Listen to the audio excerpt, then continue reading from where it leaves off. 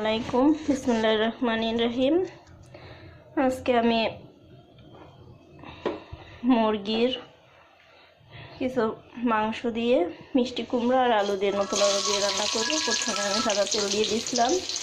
এখন আমি পেঁয়াজ কুচি, কাঁচামরিচ কুচি, রসুন কুচি কিছুক্ষণ তেলে ভেজে নেব।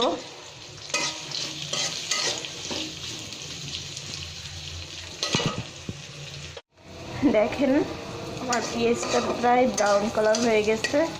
পেঁয়াজ, রসুন, কাঁচামরিচ অনেক সুন্দর ভাজা হয়েছে। এবার আমি এর ভিতরে অ্যাড করে নিচ্ছি স্বাদ পরিমাণ মতন 2 চা চামচ হলুদের গুঁড়ো, তারপর দিয়ে দেব 2 চা চামচ মরিচের গুঁড়ো দিয়ে আমি ভালো করে কষিয়ে নেব।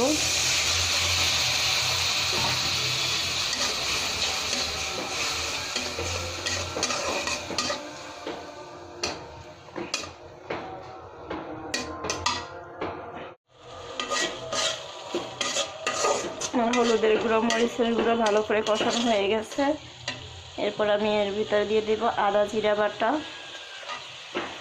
একটু গরম মশলা বাটা দিয়ে দিচ্ছি, পরিমাণ মতো পানি দিয়ে দিচ্ছি।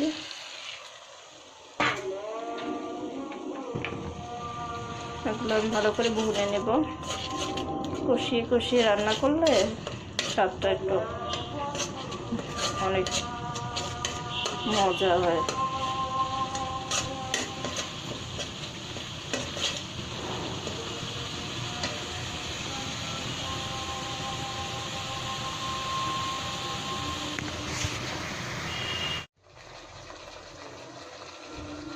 যেমন মশলা কষানো হয়ে গেছে,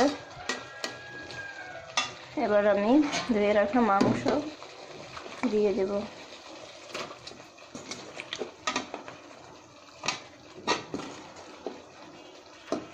মুরগির মাংস না, মুরগির হাত পা, মাথা, চামড়া এগুলো